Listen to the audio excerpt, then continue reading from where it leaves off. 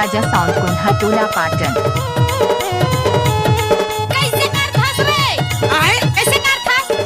एक बार मोर संग नाच के गाड़ी भर मते बे भाई नाच ना वो। आबे वो आबे मोरे गाँव अरे जा जा। आबे वो आबे मोरे गाँव रैता बांधा टोला पर पीपर के छाँव रैता बांधा टोला पर पीपर के छाँव आहूँगा टाइम लगते ना वो आहूँ तोरे गाँव आहूँगा नाचा रे आहूँ तोरे गाँव रेखस बांधा टोला पर पीपर की छाँव रेखस बांधा टोला पर पीपर की छाँव। डीजे राजा यादव कोन्हा टोला पाटन वाले एक्सक्लूसिव। नाम तो सुना ही होगा डीजे राजा कोन्हा टोला पाटन वाले।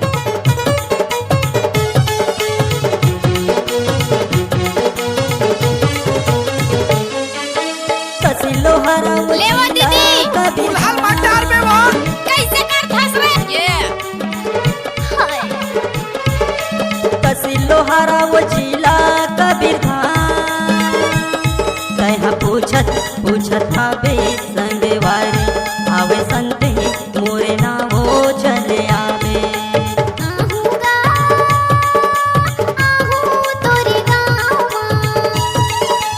आहूँगा।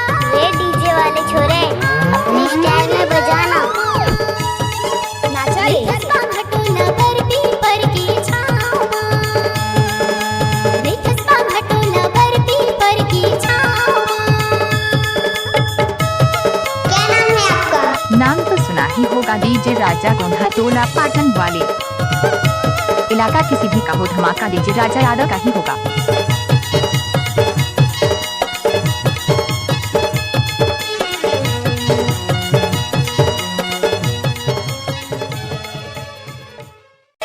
चांदी की मुद्रे उड़ाऊं कैसे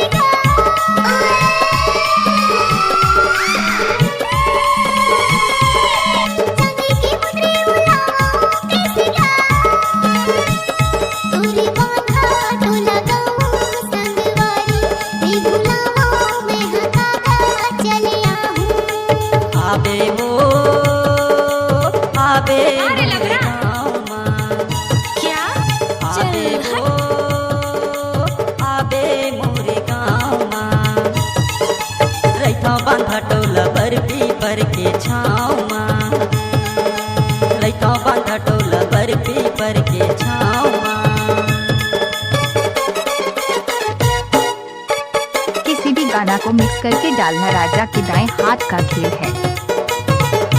राजा के पुकार माँ के आशीर्वाद ग्राम पाटन की शानदार प्रस्तुति। गोरी ते लिख ले मोबाइल नंबर वो अरे जा जा।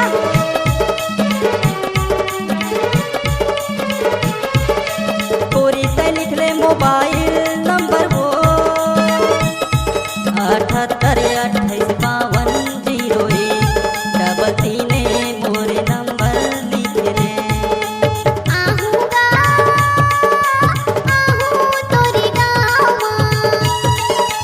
आहूँगा आहूँ तोरे गाँव रेखस बांधा टोला पर पीपर की छाँव रेखस बांधा टोला पर पीपर की छाँव। आप सुन रहे हैं डीजे राजा यादव का मिक्स किया हुआ गाना। डीजे राजा यादव ग्राम पाटन दुकान टोला वाले। पर पीपर की